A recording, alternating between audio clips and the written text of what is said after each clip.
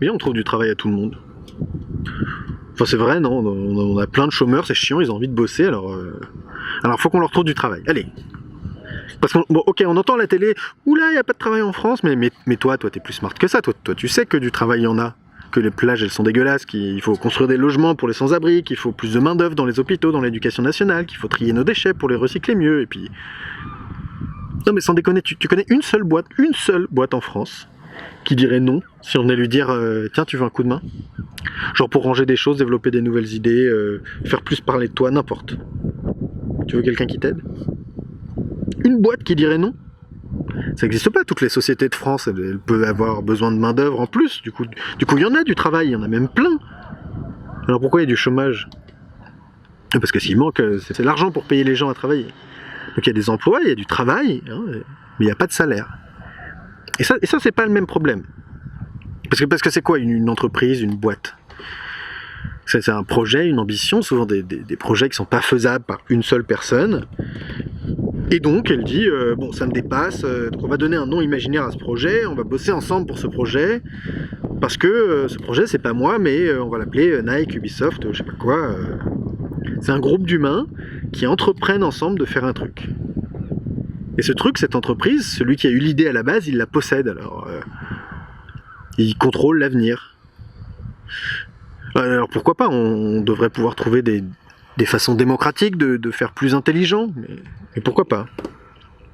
Disons que des gens contrôlent des projets pour tout le monde.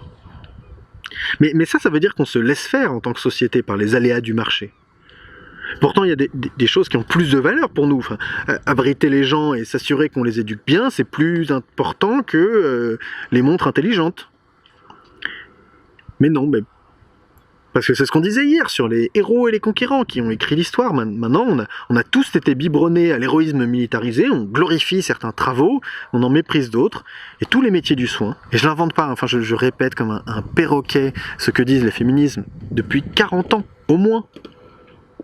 Tous ces métiers-là sont moins valorisés, tous les métiers qui consistent à maintenir le monde, à le faire avancer dans un état à peu près correct, on s'en fout. Et je te jure, mais c'est à crever de rire quand je vais chez ma grand-mère, t'as ma mère qui est là, elle fait à manger, la vaisselle, la lessive, le ménage, elle t'a repassé les rideaux, elle a fait les courses, elle a lavé le plafond, elle est littéralement debout depuis 7h du mat, moi je me lève à 11h, je vais dans le jardin, je coupe 3 branches, ça me fait marrer, je visse un crochet au mur et ça me prend 20 minutes et ma grand-mère elle chante encore mes louanges 2 semaines après mon départ. Alors oui, il faut monter sur l'arbre, il faut utiliser des outils, faire des choses un peu nouvelles, et ça c'est valorisé, tu vois. Les heures de taf du quotidien, ça tout le monde s'en branle.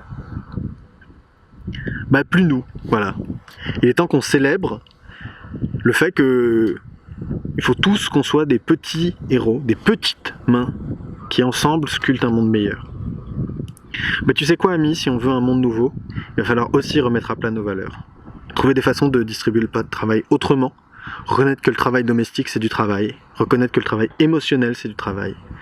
Et quant à savoir si et comment on va rémunérer ce travail, c'est une autre question qu'on se posera peut-être demain ou le jour d'après. Mais pour l'instant l'important c'est de savoir bien regarder le présent. Pour que ce soir, en allant se coucher, on puisse correctement rêver l'avenir. D'ailleurs en parlant d'aller se coucher...